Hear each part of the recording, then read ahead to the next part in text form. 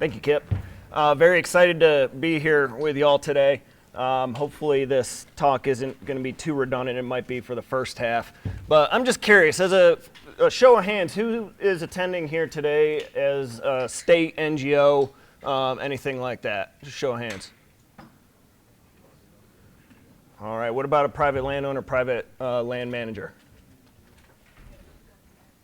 Oh, very little. Okay. All right. Well, hopefully this talk will be able to provide some input, some food for thought on how to get more burning on our private lands. So just a little bit of an outline. We'll go over what a PBA is, some of the barriers to not only getting prescribed fire on private lands, but how PBA can help mitigate those. Some of the keys to a successful and long-term PBA. We'll talk about some of the PBAs that Tall Timbers supports throughout the Southeast and then even up into the Mid-Atlantic, Northeast region. When I was putting together this talk, I really wanted to try to paint a picture and relate to y'all on how a prescribed burn association might be applicable to everybody here, and so I thought it would be a great idea to talk about the process of forming the Eastern Shore Prescribed Burn Association. And then real briefly, we'll kind of summarize everything we talked about and kind of coincide with the implementation of PBAs into Pennsylvania. So what exactly is a PBA? Well, it's community driven. It's a neighbor helping neighbor collaboration to get your burn objectives done. Pool training, pool equipment, and the support to make sure that those burns are conducted safely, effectively, and responsibly. So across the country, there's more than 130 different PBAs in 22 states. All of these PBAs are kind of like snowflakes. No two are similar with how they're structured, with some of their different state regulations, laws, the things that motivate their PBA, which we'll get into a little bit later on. But each one is very unique, and if y'all aren't familiar with the Great Plains Fire Exchange, this is where all of this data comes from. So great resource. So PBAs are important because they help address kind of four main barriers behind getting fire on our private lands. It's liability.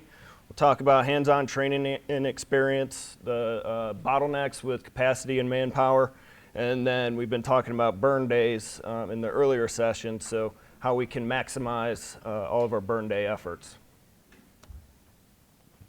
And so for liability, I just want to preface that I am learning quite a bit about liability, insurance, and all of that, so I'm sure there's going to be some questions about that. I will do my best to answer, but I won't spend too much time on this.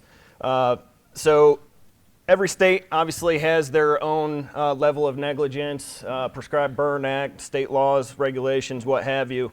And so that comes with its own sort of liability. We have the CPBM certification here that protects you against, or the certified manager, you have a level of protection. But then too, there's many different eyes that are looking to those states that have those certified prescribed burn manager programs out there, how successful they are, how efficient and effective they might be.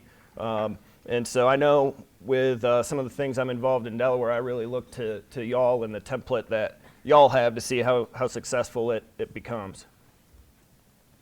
So for insurance policies, there's kind of four categories. There's general liability, different umbrella policies. There's farm and ranch policies, per occurrence or one-off that covers a single burn for a particular year. And then there's risk pools, which a lot of the PBAs that Tall Timber supports is under, and those are for official PBA burns, and that's generally about a $1 million gross liability policy and $2 million aggregate. But a lot of these, there are exclusions. It's state specific, again, which is why I'm not going to cover a lot of this, but it's definitely a topic of discussion everywhere. And so I think actually in some cases, the hands-on training and experience that can, in ways, trump a little bit of that liability. There are people out there that are going to burn regardless of what liability there are if they are confident and competent enough to. And so really getting around to addressing the training and experience that people need, there's some things that we like to put on, like gather a volunteer group to attend prescribed burns, to gather those experiences, go through, see some of those demo sites, learn and burn opportunities. I'll talk a little bit more about those in a minute. Offer a lot of these CPBM courses, the 130, 190, all of those different things that can be asynchronous, taught online, and then in person as well. So a lot of the topics that we talk about in these workshops and trainings, it varies. It goes from safety, leadership, smoke management, fuel types, fire behavior. What I like to do is, with all of these topics, I like to accommodate the audience that we're going to have at some of these learn and burns. So a couple examples of this would be down in the right corner, a learn and burn, and we're going to do soon in Delaware. We're going to use our topics of discussion for planning and preparation and the operations leading up to implementing a burn, because that's kind of what resonates with the audience in Delaware.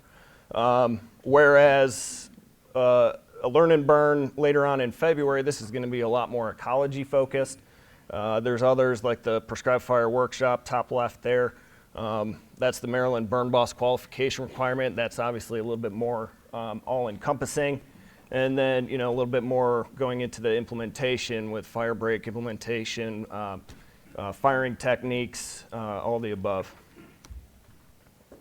And so really what I like to say is find what's motivating, not only to, if you were to stand up a PBA, what motivates that PBA, but then also what motivates the audience, the participants in some of these learn and burns. And so what this looks like on the Delmarva is, an example of this would be restoring natural and historic fire regimes. So using fire on its natural frequency to maintain Delmarva bays for endangered species of orchids or something like that. Other things, using fire to promote the sundial lupin for frosted elfin butterfly. And then what motivates the Eastern Shore PBA is this guy right here. They've really embraced the the discussion that quail serve as that umbrella species, and managing for them, you can kind of maintain and promote a whole suite of other species. So another barrier is capacity and manpower, and I kind of look at this at two different ways, both from the public and then the private sectors. And so, there's obviously a bottleneck with when we start to and continue to increase the demand with prescribed fire. There's going to be a lot more demand to see it on our public lands. And so that's going to take away from the public service, the public resource to help the private people implement burns on their land, because the public wants to see it on game lands, WMAs, what have you. And so then, with the confident and lack of experience in training from some of the private folks, there's this bottleneck that's created. And so, these PBAs can really help with the neighbor helping neighbor attitude, sharing equipment and burn trailers. I think there's going to be a big discussion too about some mentorship and apprenticeship with the longer that these CPBM programs go on into the future. So which I think this kind of ties into that topic of lack of burn days. And so y'all have probably heard that good burn day for one person is good burn day for all. I think that just expedites and emphasizes that lack of, and that bottleneck for capacity and manpower. And so really take advantage of your planning and really what you have in front of you, and what that might look like is, Sheila might call Becky and be like, oh, well, Friday looks like a good burn day. You've got 5 acres to burn, I've got 10 acres to burn. Let's all focus all of our equipment, our manpower on your 5 acres. then kind of snowball into what's left throughout the season to burn. So some of the keys to success that we've found with a lot of the PBAs that Tall Timbers does work with is build the demand. I think you're going to exponentially see a lot more use of prescribed fire, especially on the private lands, when that demand is there for it. People understand it better. The training and hands-on experience, their hesitancy kind of diminishes once that demand is built. Having dedicated coordination with a lot of these PBAs, I'll kind of get into that as I go through the process of talking about our Eastern Shore PBA. But really, if you can nail down a group of 3 or 4 private landowners or managers and have 3 or 4 agency NGO folks that serve as an advisory committee to those 3 or 4 managers and landowners, you're going to have some really good coordination there. Year-round activity and active landowner participation, I think those two kind of go hand in hand. There's something we could be doing to prepare, plan, manage our habitat every single month of the year. And so really engage those landowners.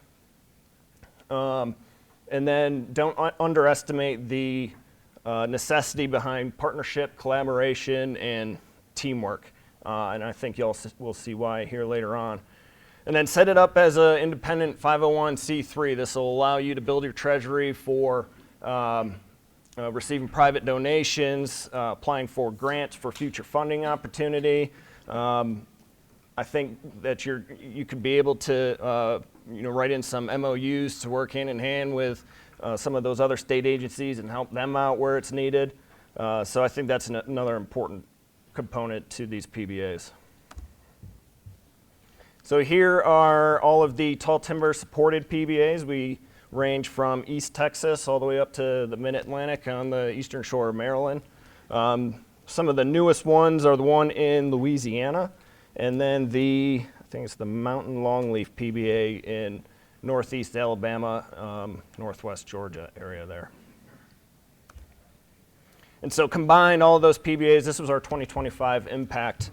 Throughout all of those, there's over 2,000 members that have a total of over 350,000 acres. We've all done about 169 burns covering 8,000 acres, 28 of those being first entry burns.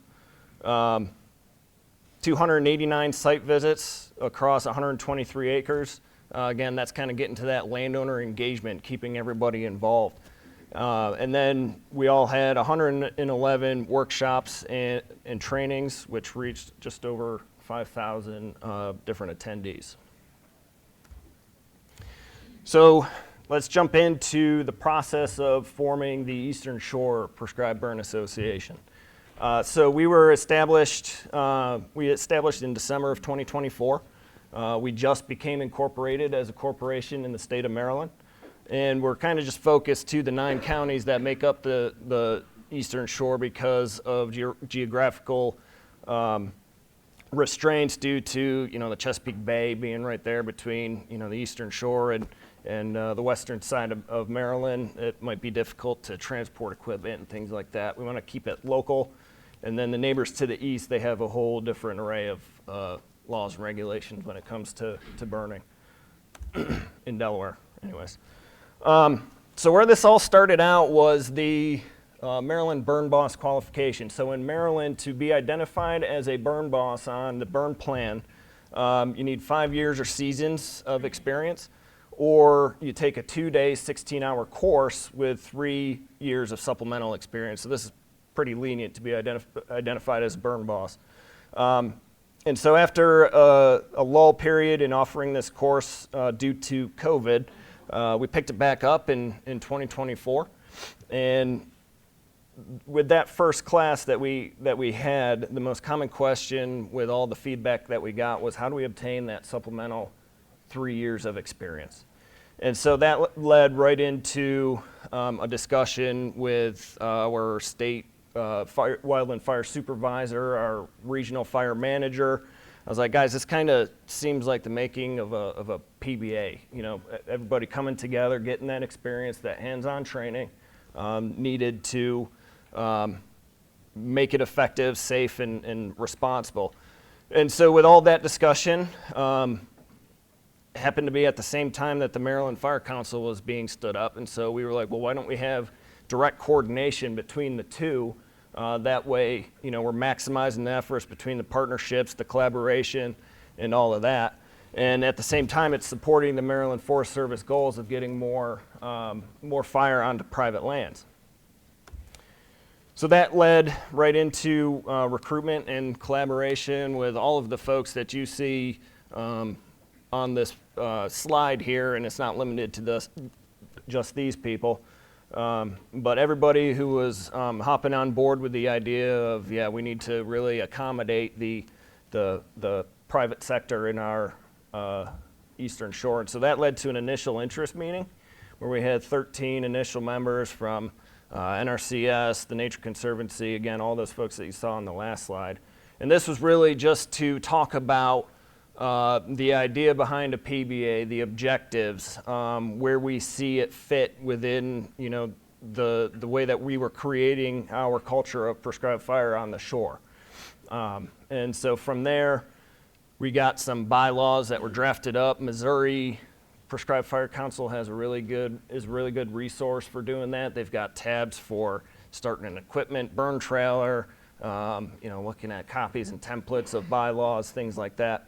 And so utilizing that and then utilizing some of the other paperwork from the other PBAs that Tall Timbers works with, we created our own.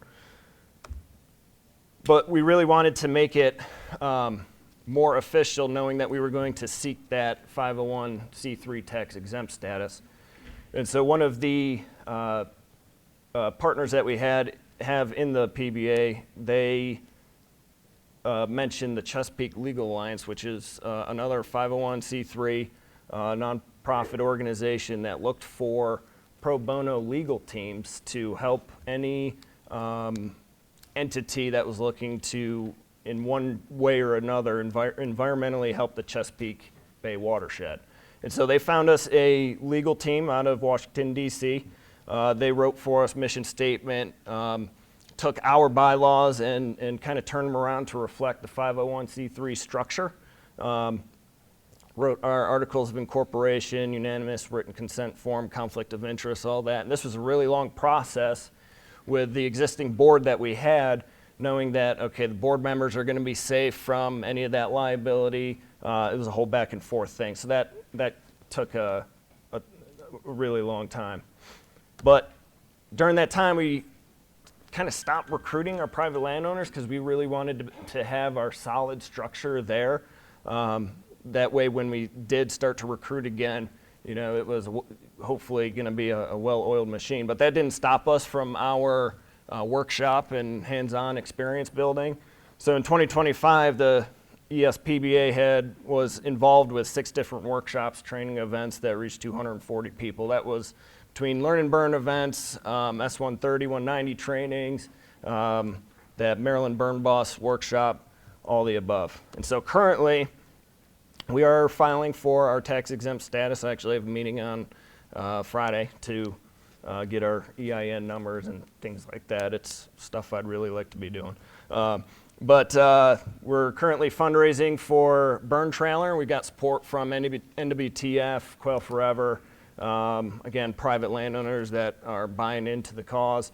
We're going to really get back to our recruiting and all within that, building our culture of prescribed fire on the Eastern Shore and shifting perceptions, because you know that area is really high in tourist attractions and things like that with the beaches, and so it's kind of tough to shift those perceptions when people see a plume of smoke in the air. So I don't think we're ever going to stop doing that. But what we have scheduled for 2026, we again are going to have our annual Maryland Burn Boss qualification, an annual S130 190. There seems to always be a demand for that. The new S112 chainsaw, basic Sawyer class, and then we're hoping to throw RX 410, the smoke management class that was mentioned earlier today.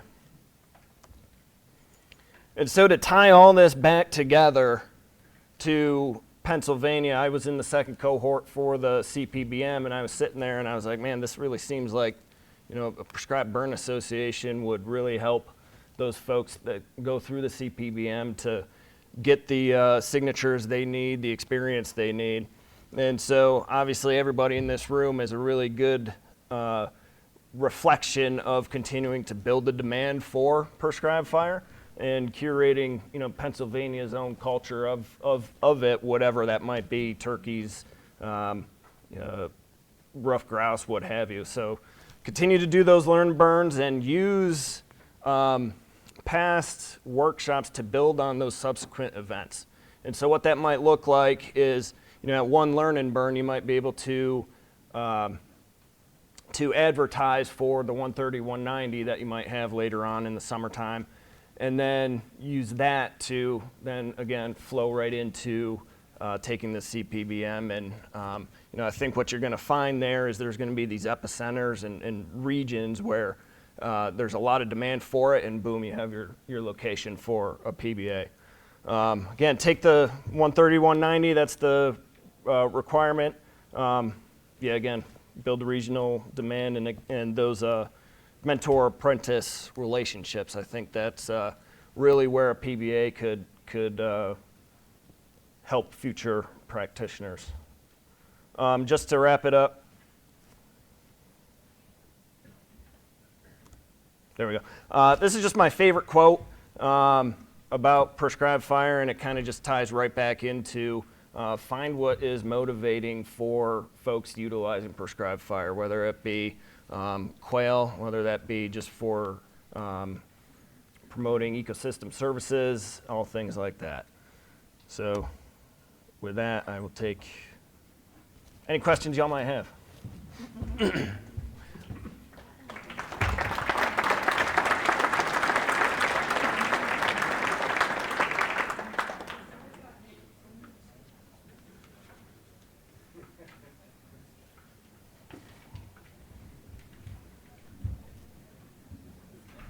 What's the state of Maryland using as a qualified experience when you're looking at what their qualifications are to be certified burn manager? There's a lot of gray area there, but pretty much a prescribed fire log.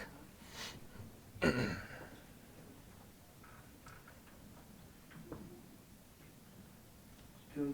anybody within the PBA carry professional liability insurance aside from the general liability side that you guys carry? Not that I know of. So the Eastern Shore PBA hasn't been operational yet. We haven't done any official burns, but we will be chasing that group policy that I had mentioned previously that is, for PBAs for those official burns. So not that I know of. And also, do you guys have, the way you're structured, any full-time or part-time employees as part of the PBA structure? Nope, all volunteers, other than some of those state agencies that serve as, advisory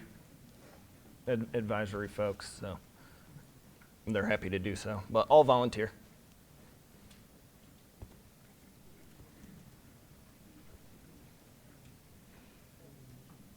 Awesome. Well, thank you, guys. Hold on, Kyle. Oh, Quick yeah. question. We have a couple biologists in Missouri that are very active with the Missouri PBAs, and I know help them a bunch. And I know in that state, the PBAs, and I don't understand all of the process or how, but I know they have some caches of equipment, like they have a trailer with tools, so that's one of the big benefits for landowners to be involved is now you have access to sprayers and flaps and drip torches and all that. Is that a common thing? Like, are they going to have it in Maryland, Delaware, or do you see that in other states, or is that an anomaly from Missouri? No, I think that's a very common thing. That's one thing that we're really trying to fundraise for is that prescribed burn trailer. And so I think there's, a lot of those PBAs have a trailer like that. That's, it's either equipment that has been donated, used equipment that has been donated from Forest Service to, it's anything that Nature Conservancy might be thrown away that's still operational. Landowners bringing their own equipment in together. So a lot do have the burn trailer, but a lot do just pool their resources together. So, but it's like a library book. You can essentially sign out the trailer and utilize all the equipment within it to help conduct your burn.